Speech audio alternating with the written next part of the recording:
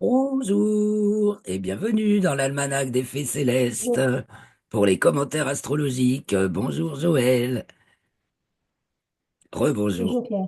car nous avons déjà fait le Oui, suivi merci. ensemble le bulletin astronomique et nous allons faire maintenant donc les commentaires astrologiques pour la période du 4 au 12 mai 2025, la deuxième phase de la deuxième lune de printemps nord-automne-sud.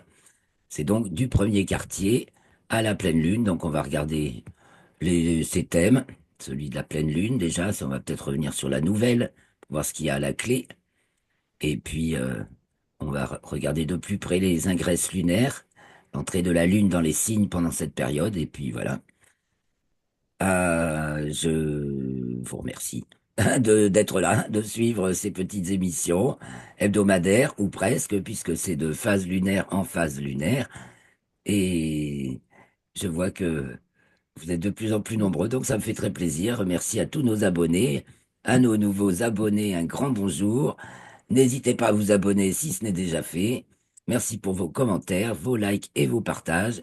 Et puis, bah, nous, on est parti pour cette petite période de 8 jours, puisque la Lune est à l'apogée le 11.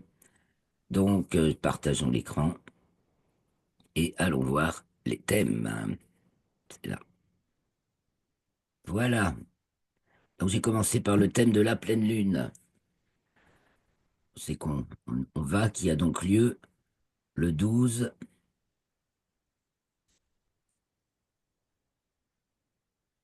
mai, lundi 12 mai à 16h55 TU, soit 18h55. Donc en fin de journée, ce qui fait que la pleine lune, pour l'apprécier, ce sera la nuit du 12 au 13. J'en ai un peu parlé dans le bulletin astronomique, mais c'est vrai que j'ai pas montré. On le reverra la semaine prochaine, donc, puisque la semaine prochaine, ce sera de la pleine lune au dernier quartier, mais on fera l'émission le 12, lundi 12, au soir, on fera la période donc du 12 au 19 mai pour la troisième phase.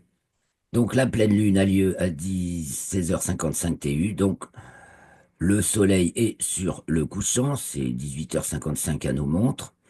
Nous avons Mercure qui se couche, nous avons l'opposition Mars-Pluton bah, qui se détend, Mars s'en va, mais elle est encore bien là, puis en signe Lion, Verseau, puis surtout Pluton est pile au fond du ciel, et Mars du coup pas très loin. Donc c'est axial quand même, hein. Donc on est toujours dans cette problématique de rupture, mais nous n'avons plus le grand carré que formait le Soleil ces 2 dernières semaines, oui. Le temps qui passe justement au carré de Pluton et au carré de Mars. Donc là, ça s'est passé. Le Soleil, c'est la pleine lune, donc est opposé à la Lune, et il est conjoint à Uranus, pratiquement à quelques jours près, à 4 jours près. C'est le 17, je crois, hein, le 16 ou le 17. La conjonction Soleil-Uranus. Donc, forte concentration de représentation intensive. C'est intense, hein. Et c'est en maison 7-8. euh, on a toute la représentation intensive d'ailleurs. Ici Soleil-Uranus et ici Jupiter en maison 8 pratiquement. Donc, et il se passe des choses extraordinaires. C'est le moins qu'on dirait, hein. Ça fait advenir des choses extraordinaires. Normalement, du beau temps. Pas que ce petit Mercure là juste peut gâter un peu les choses. Normalement, sinon, c'est plutôt du super beau temps. Bon, peut-être un peu forcé sur Jupiter, qui est toujours tensionnel, toujours des aspects rouges à Jupiter ces dernières semaines et même ces derniers mois. Jupiter qui est encore en Gémeaux tout le mois de mai, qui passera ensuite en Cancer, de même que Uranus entrera en Gémeaux au mois de juillet, début juillet. Donc du changement, il y en a en perspective. Donc Neptune est entré en Bélier et Christophe me disait tout à l'heure, faut revoir l'histoire de la mort du pape avec Neptune qui est entré en Bélier. Bon, heureusement, les papes meurent plus souvent que Neptune n'entre en Bélier, hein, parce que en 164 ans, on a le temps de voir défiler quelques papes. Mais effectivement, ça fait une toile de fond d'ordre religieux nouvelle, puisque le bélier, c'est la nouveauté. Là, il y a des choses toutes nouvelles qui émergent, et donc ça rentre dans ce contexte. Alors, ce qu'on peut remarquer surtout, c'est que ce 21 avril, donc ce lundi de Pâques, c'était non seulement bah, c'était le lundi de Pâques, mais en plus, qui tombait le 21 avril cette année, un moment où le Soleil est déjà en taureau dans le plan écliptique, mais encore en bélier dans le plan équatorial. Et cette date du 21 avril est donnée pour celle de la fondation de Rome en l'an moins 752 ou Mm. 753 avant Jésus-Christ, donc moins 552. Et également, c'était aussi le jour de naissance de la reine Élisabeth II d'Angleterre. C'est une date impériale. Donc, Mm. il y a quelque chose là-dessous. Après, est-ce qu'il n'était pas déjà mort? Et est-ce qu'on nous l'a pas fait durer avec des acteurs jusqu'au bon moment? Il y a une telle mise en scène sur tout ça que c'est peut-être pas Mm. facile à savoir. Bon, c'est pas dans le thème de la pleine lune du mois de mai qu'on va voir ça. On peut revenir vite fait au sujet de cette question sur le 21 avril, c'était le dernier quartier, donc lundi de Pâques, et on voit la conjonction Lune-Pluton, Mars opposé Lune-Pluton, et détendue par justement Neptune qui vient d'entrer en Bélier. Ah non, même pas, qui n'était pas encore entré d'ailleurs, 21 avril. Ben si, 21 mars, c'était 25 mars. 21 avril, Neptune est bien en Bélier, et elle détend cette opposition, donc Christophe a pas tout à fait tort, il sent bien le truc. Et il n'a pas tort du tout d'ailleurs. Mm. Ça fait partie du contexte. Et en plus, on a Vénus, Saturne, donc perte d'un être cher ou représentatif, enfin voilà, qui incarne une spiritualité, une religion, tout ça avec les poissons, Neptune. Donc du nouveau. Alors ça, c'était le dernier quartier. Je reviens à notre nouvelle lune. Profitons-en pour voir un peu la clé de départ de cette lunaison, la deuxième de printemps nord. Donc c'était le 27 avril et c'était en maison 6, la nouvelle lune, avec Uranus, Jupiter et Mars là-haut. Donc on retrouve pratiquement la même orientation que dans la pleine lune. Donc c'est vraiment à la clé, il y a une problématique énergétique. On a vu, alors c'est pas chez nous que c'est tombé la grosse panne, mais elle a peut-être bien qu'on est dans la péninsule ibérique et ça tombait pratiquement pile sur le descendant, la nouvelle lune. Et donc, ça, pour ce qui est de faire une panne, Mars opposé Pluton, c'est pas mal. Et puis, pour parler de l'énergie, bah, le taureau, bien sûr. Et puis Uranus qui s'y trouve encore, donc c'est Mm. réseau électrique. Et toujours ce Jupiter très tensionnel, qui fait qu'il advient de tout, quoi, mais pas. Voilà, la 8 c'est en 8. La 8 c'est existence de l'objet. Donc, quelque part, c'est la réalité, le monde réel qui se manifeste dans notre vie. Donc, ça peut être des apports inattendus, comme des claques inattendues, hein, ou des pertes inattendues. Tout dépend du sens du réel. Donc, on voit que les ceux qui jouent sur la scène, là, ils jouent mal. Jupiter, les représentatifs, là, toutes ces institutions, tous ces organismes, de multiples organismes qui font enrayer la machine, quoi. Rien ne peut fonctionner. Et ils sont mis en exergue, ils sont sur la sellette. Et bon, bah, on sait qu'aux États-Unis, ça dégomme. Et que forcément, chez nous, ça. On en, J'allais dire, on en paye les pots cassés, c'est peut-être une bonne chose.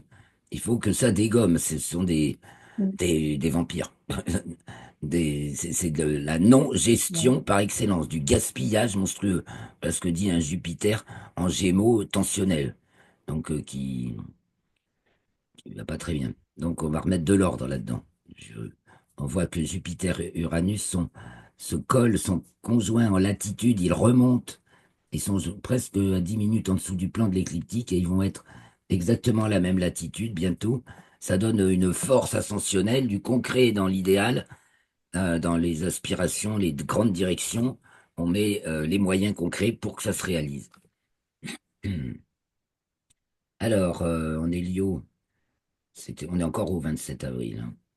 Donc en Hélio, on l'avait vu la semaine dernière, une opposition Vénus-Uranus, donc ça c'est renversant aussi, détendu par Pluton ben, et détendu par Neptune.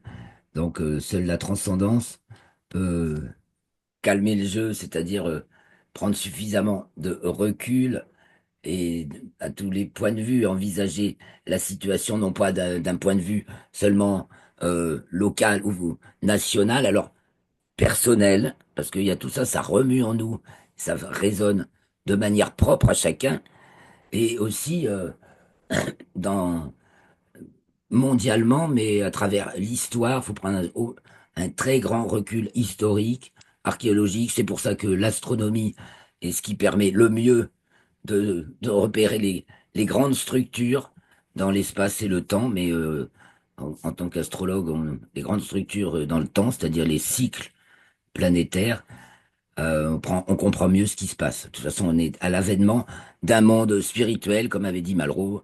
Le 21e siècle sera spirituel ou il ne sera pas. Alors, il y a toutes les vieilleries vérolées qui sont en train de se décomposer, d'être montrées, démontrées. Bon, on aura encore du cinéma, hein, mais c'est pas fini. Donc, on voit que l'ascendant est en Scorpion. Donc, je passe, ça c'était la semaine dernière. Vous reviendrez sur le, le bulletin des commentaires astronomiques de la semaine dernière et nous arrivons au premier quartier, donc le 4 mai à 13h51, soit 15h51 à nos montres. Là, l'ascendant est en Vierge, la Lune est conjointe à Mars, qui est conjointe à Pluton, mais on est bien encore dedans là, même carrément. Mars est au carré du Soleil, non, c'est le carré du Soleil, oui, c'est le premier quartier. Soleil carré Lune. On a notre figure harmonique des transcendantes. Saturne qui est toujours en Poisson. Neptune et Vénus qui sont conjointes, c'est le 2 mai. Voilà pourquoi c'était pas dans le bulletin de cette semaine, c'était le 2. On commence le 4. Donc Vénus et Neptune qui sont conjointes le 2 mai dans le premier degré du signe du Bélier. Là aussi, il y a vraiment quelque chose de touchant, d'émouvant, de tout frais, de nouveau. Euh, voilà, où on allie le goût et la compassion. Et c'est un élan du cœur, forcément, puisque c'est Bélier, quelque chose de tout nouveau, face à nous. Bon, qui est chargé qui n'a pas fini de se débarrasser de ses vieilles casseroles et qui est chargé d'expérience. Oui. Et donc ce petit carré. Ah tiens, enfin un aspect harmonique sur Jupiter, fait par Mercure, un petit sextile de Mercure à Jupiter, donc ce qui devrait faciliter les affaires. Des nouveaux marchés, hein, qui tombent, de la nouveauté dans le commerce, les échanges. L'échange, parce que les Gémeaux, c'est vraiment l'échange d'énergie. C'est le signe transcendance, le troisième des signes d'air, en fait. Premier signe d'air, la Balance. Deuxième signe d'air, le Verseau. Troisième signe d'air, les Gémeaux.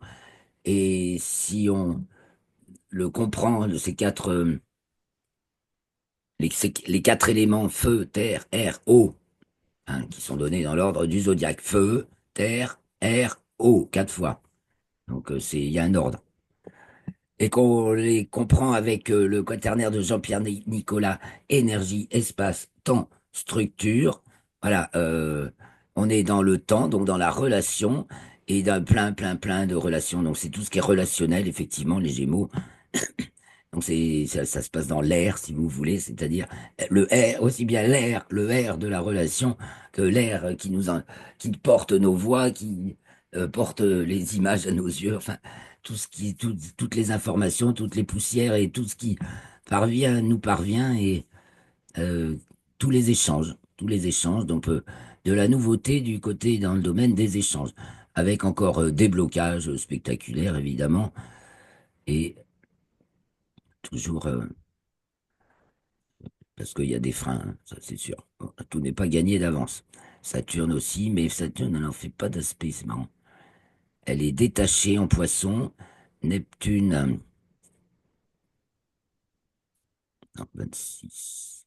Si, Saturne fait un carré à Jupiter. Si, un carré Saturne-Jupiter. Donc c'est toujours la reconstruction de ce monde, quoi. il y a vraiment un monde factice, hein, je dirais, qui est en train de se démanteler, démonter, dissoudre. Voilà, et en même temps, l'objet d'enquête et de recherche bien complexe, bien complexe. Et puis, il y a du nouveau qui émerge. Mais bon, ben voilà, c'est en travail, c'est long, hein, à l'échelle mondiale, c'est très long, à l'échelle des pays, c'est long, forcément. Et nous, dans notre vie, ben, j'espère qu'on aura la pêche, là, hein, une belle pêche. Apparemment, c'est du beau temps. Enfin, il y a toujours, c'est un peu tempétueux, tout ça en même temps. Donc, c'est assez instable. La Lune entre dans le signe de la Vierge le 5 mai à 19h39 TU, soit 21h39. Et là, c'est Uranus qui est au descendant, donc ça va nous signer encore des surprises au carré de la Lune. Donc, il va y avoir encore une figure, une injonction, un emblème, quelque chose qui va nous rallier de manière assez, assez évidente. Hein. Bon, c'est carré la Lune en Vierge, donc qui est tout là-haut. Donc on se préserve encore. Mais en attendant, il y a vraiment quelque chose qui fait irruption, qui se présente sous nos yeux, tandis que le Soleil est encore en 6. Donc les valeurs malmenées aussi, hein. Et disons la 6, transcendance de de l'intégration. Donc transcendance de l'intégration, méditez bien ceci. C'est tout ce qu'il faut préparer, tout ce qu'il faut, et toutes les petites choses, tous les petits soins, tout. Voilà, bon, notre énergie n'est pas forcément au top, quoi, hein. Fait donc 15, un demi-carré à Neptune, essentiellement, et aussi à Saturne. En fait, le Soleil est en demi-carré avec Saturne et Neptune. Il y a encore bien des choses à régler. On n'est pas encore prêt à monter sur scène. Et l'ascendant est toujours Scorpion, hein, un peu depuis le début là-dedans. Alors, la Lune entre en Balance le 8 mai à 7h06 TU, soit 9h06. Oh, le beau cerf-volant. Alors, il n'est pas dans l'axe méridien. Ce serait beaucoup plus judicieux. C'était un petit dommage sur ce logiciel, mais comme sur beaucoup d'ailleurs qui affichent des thèmes. C'est le méridien qui est vertical et l'ascendant, il se balade. On met pas l'ascendant horizontal. Astronomiquement, ça n'a pas de sens. C'est beaucoup plus propre, beaucoup plus logique de mettre le méridien tout droit, hein, c'est le méridien. C'est donc l'axe milieu du ciel, fond du ciel. Et l'ascendant, ben, il est à l'est ou entre l'est et nord-est ou sud-est. Il se balade. Donc il se balade. Bon, alors voilà, quand la Lune entre en balance, donc comment va-t-on négocier? Quand la Lune entre en balance, on va parler de négociation. Elle est en 4. Ah bah oui, c'est vraiment la problématique. Là, on dirait qu'on va rentrer dans des négociations, donc de paix à l'échelle mondiale. En héliocentrique, on en est où? Ah, ça cartonne. Alors, on a Mercure qui fait un carré à l'opposition Terre-Uranus, puisque Uranus s'approchant, le Soleil s'approchant d'Uranus, donc conjonction Soleil-Uranus en géocentrique, c'est une opposition Terre-Uranus en héliocentrique, tendue par Mercure. Ah, les médias. Bon, ben, je pense que les médias du Nouveau Monde, hein, Mercure Verseau, commencent à forcer un peu la place, quoi. Voilà, on commence à entendre d'autres salades que celle de la bondieuserie, j'allais dire, bondieu-niaiserie officielle. Le storytelling absolument faux, mensonger, c'est hallucinant, quoi, pour préserver ses petits intérêts. Voilà, alors, il y a encore des petits intérêts, là, mondiaux, euh, qui inventent de nouvelles histoires. Enfin bon, au niveau des... Voilà, on va encore parler. Il va encore y avoir des news véhiculées de diverses manières. Mais quand même, je pense, une montée en force des médias dits alternatifs, enfin ceux qui s'efforcent de faire de la vraie information, sans a priori, et avec le aussi comme seul a priori, un pensée positive pour l'avenir de la planète et du monde et de l'humanité, plutôt qu'une pensée eugéniste et fataliste et fin du mondiste et mondialiste. Donc ce magnifique cerf-volant, avec nos planètes qui sont en charnière, là en plus quand même tout près du nœud ascendant de l'orbite lunaire qui lui recule, Vénus et Neptune en bélier, Saturne en poisson, opposés donc dans ces l'axe équinoxial, ça parle bien d'un renversement. Ah oui, puis pour l'ascendant, c'est solstitial. Donc on a l'ascendant au solstice, là, dans la ligne solsticiale. Il y a quelque chose de très décisif, voilà, qui se met, et qui prend forme. Là, c'est bien. Et puis là, Mercure a l'air de faire du bon boulot, qui fait pas forcément plaisir à Jupiter, qui veut continuer à jouer à Hollywood un peu. C'est un peu Jupiter, Gémeaux, dissonné, en plus là en 12. C'est, on joue au bisounours à Hollywood. Enfin, c'est un peu teubé, quoi, quand même.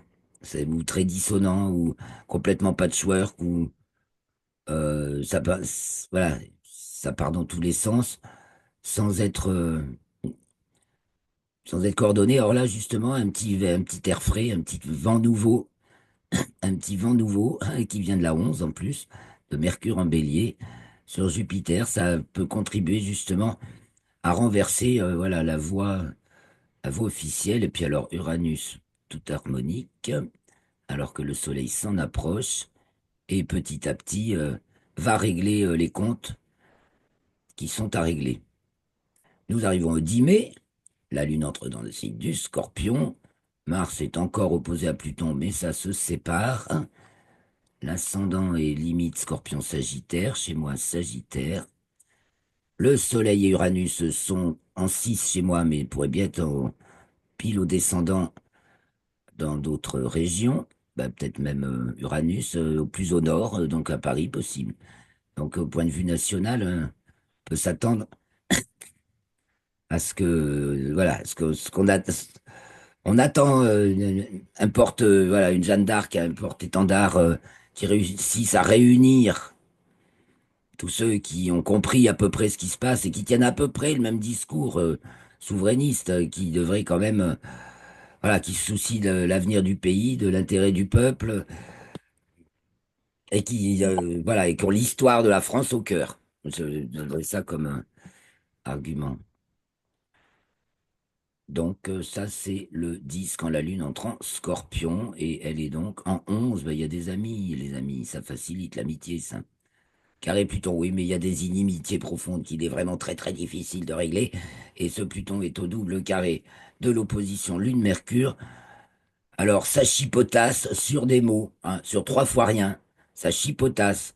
Et bon, est-ce que ça va réussir à passer au-dessus de la chipotasserie? On peut l'espérer, parce qu'avec une élévation de conscience, on a ce qu'il faut. Mm.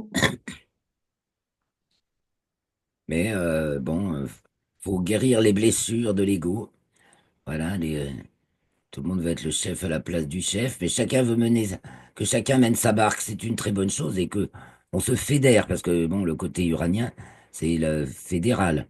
On peut y voir Mm. aussi d'ailleurs l'Europe, justement, l'Union européenne ou toutes les autres grandes Mm. fédérations, mais en ce qui nous concerne, l'Union européenne qui est rythmée par les aspects Uranus-Neptune, qui vont mettre justement en héliocentrique, elles vont être pile en sextile, et c'est une charnière décisive dans l'histoire de l'Europe, de cette Union européenne. Ça pourrait, les aspects harmoniques sont pas forcément favorables à l'Union européenne, comme on a pu le constater en suivant Mm. l'histoire de cette Union européenne. Mm.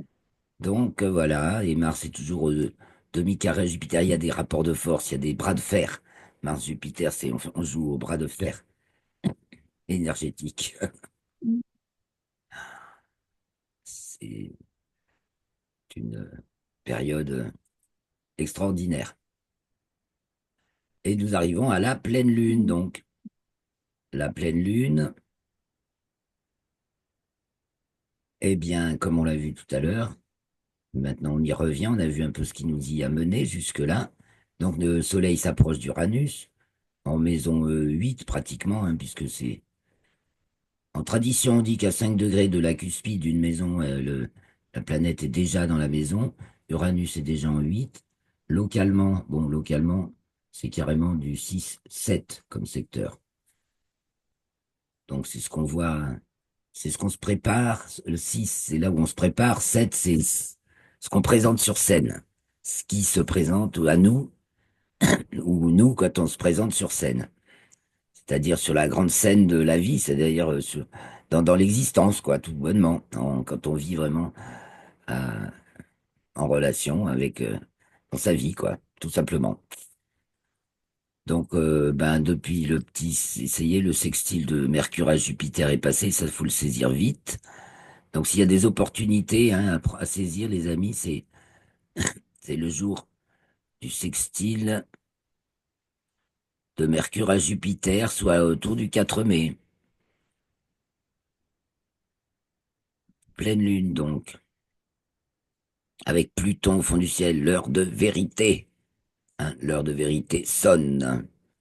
Alors cette lune qui a une course toute petite puisqu'elle est basse en latitude, vous voyez, et donc basse en déclinaison. Dans les deux cas, elle est collée à Pluton. C'est intéressant.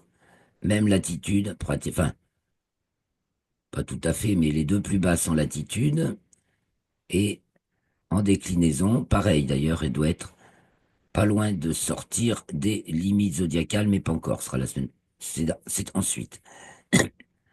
Donc elle est teintée de Pluton, cette lune en plus, et elle est en Scorpion. Ça dégomme là, hein. Ça dégomme, ça mord. Et, et heureusement, il y a un nouvel état d'esprit, nouvelle compréhension qui permet de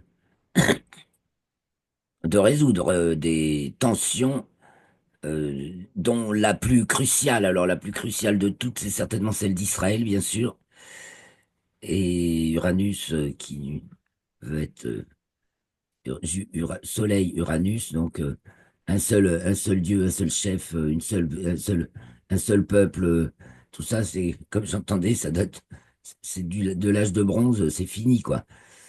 C'est terminé. Il faut que ça passe. Est-ce que ça va réussir à être enfin résolu, ce terrible génocide, hein, parce que là, à la limite, on dirait, ben voilà, résolution de l'opposition, c'est le génocide. Alors, ça nous concerne chez nous, parce que ça secoue beaucoup. L'opinion publique où tout et n'importe quoi est raconté, où on essaie de créer des clans. Ah bah oui, ça, Jupiter en Gémeaux aussi, ça a développé beaucoup ces aspects claniques de tout ce qui, tout le monde qui se croit injurié. Il y a, la violence et les, les attaques concernent aussi bien. C'est souvent c'est dans le domaine religieux, mais il y en a qui veulent voir que les musulmans qui sont attaqués, d'autres qui veulent voir que les chrétiens qui sont attaqués, d'autres qui veulent voir que les juifs qui sont attaqués. Bon, ça commence à bien faire. Ceux qui sont le plus attaqués, c'est les chrétiens d'Orient. Bon, et chez nous, il y a de tout, hein. Et les discours obsolètes, les discours d'il y a 20 ans qu'on nous ressort comme si c'était ça la problématique d'aujourd'hui, mais mettez-vous dans le présent, les gens. Voilà. Il y a beaucoup de gens qui veulent entendre que leur discours d'il y a 20 ans et qui comprennent pas que c'est pas le contenu, c'est pas le contenant qu'il faut conserver, c'est le contenu. Et le contenu doit de temps en temps changer de contenant. D'ailleurs, c'est ce que dit Pluton en Verseau. Au Verseau, on change de contenant. Hein, et on va passer avec, on va rentrer dans un ère et une ère nouvelle. Donc on y rentre, ça y est, on y rentre. Donc bienvenue dans ce monde réel. Donc ça risque d'être une pleine lune qui nous magne bien aussi, hein.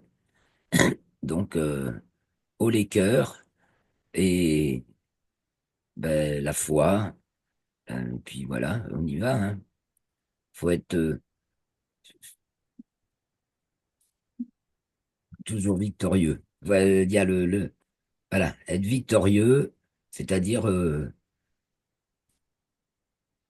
satisfaire parce que Mars en Lion, donc en 10, que chacun soit satisfait pour lui-même et puisse bénéficier de ses droits et de tout ce à quoi il a droit en tant qu'être vivant sur cette planète Terre, et que ce soit pas tout usurpé par des qui veulent manger tout le gros gâteau pour eux tout seuls et qui s'amusent à semer la zizanie, les différences, là où il faut se réunir, où il faut réunir. Et donc, il y a un pouvoir de réunion particulièrement fort, là. Voilà. Aurais-tu des questions particulières, Joël? Non, pas du tout. On attend juste que ça bouge une bonne fois pour toutes, quoi. Ah, mais alors ça marchera jamais. Et- Ça marche, il faut savoir justement Là, reconnaître c'est jour dommage. après jour ce qui est en train de bouger. Puis c'est nous qui bougeons d'abord en nous-mêmes. Il n'y a que nous-mêmes qui pouvons. C'est en nous-mêmes que ça Ouais. bouge, donc on voit à l'extérieur, ça suit. Bon, collectivement, ça prend le temps que ça prend. Il faut bien justement mesurer l'ampleur du Oui. travail. Quand on dit, par exemple, on nettoie les tunnels, mais le boulot est incroyablement Ouais. complexe. C'est bien, ça a bien été la problématique Ouais. Saturne-Neptune en poisson, d'ailleurs, qui va pas être fini, puisque Neptune va revenir en poisson, Ouais. Saturne va entrer en bélier, mais elle reviendra aussi en poisson. Elles vont rester collées dans leur avancée en bélier, reculade en poisson, puis enfin, début 2026, elles seront conjointes ensemble dans le premier degré du signe du bélier. C'est des générations et des siècles et des millénaires de trucs sordides qui sont enfouis et que Ouais. des gens qui s'exposent. Hein, on voit aussi des gens qui s'exposent en fait, hein, dans ce Jupiter Gémeaux. C'est pas Ouais. confortable de prendre vraiment les commandes d'une bonne organisation. Donc c'est ça aussi que dit Jupiter Gémeaux. Mais ce qui est sûr, c'est que ça change à vitesse grand V. Justement, à nous d'accepter ce qui n'a plus lieu d'être. Mars opposé Pluton, qui nous rappelle, hein, depuis la fin Ouais. depuis la fin de l'année dernière, depuis fin 2024, euh, voilà, il y a Mm. des choses qui se détachent, il y a des ruptures et des nouvelles entités qui se créent, effectivement, et des nouveaux pôles Mm. se créent, les anciens, c'est fini. Donc le mieux, c'est de suivre au jour le jour. Mais des progrès, il y en a tous les jours, il y a des trucs géniaux qui se passent tous les jours. Surtout, déconnectons-nous des médias officiels, de la télé, qu'il ne faut pas croire que ça nous donne les infos. Ça sert à rien de suivre ça, ça encourage leur storytelling à la con, excusez-moi, hein. Et si, Mm. alors que si on va chercher des infos de diverses sources, mais de sources qui cherchent à être honnêtes, hein, qui sont pas payées par des manias de très haut Ouais. pour nous C'est raconter sûr. ce qu'ils veulent, pour nous continuer à servir Ouais. leurs projets sordides, eh bien, on sauve le monde, Ouais. on sauve le monde. Puis voilà, on a notre bulle sujet, donc vivons dans notre bulle sujet, on va se quitter là-dessus notre bulle sujet, c'est-à-dire, et puis Oui. notre monde relationnel immédiat, quoi. Immédiat et à distance. Donc, je vous souhaite Mm. une très bonne semaine, une bonne montée de lune. J'arrête là le Mm. partage. Merci beaucoup, Joël. Merci beaucoup à vous tous. Ouais. Et donc, Ouais. voilà, vivez au jour le jour. Il y a des jours faciles, des jours difficiles, mais pensez surtout à chaque victoire, Oui, chaque voilà. jour, toutes les bonnes nouvelles, tout ce que dans votre vie, comme celles qui vous parviennent. Et c'est les petites marches, Mm. on marche par l'escalier, mais on arrive très haut. On y arrive pour faire monter Oui. la planète. Et nous avec, on monte avec la planète qui est la plus dense de tout le système solaire. C'est pour ça que la matière, elle pèse. C'est vrai. Mais bon, on est là pour ça.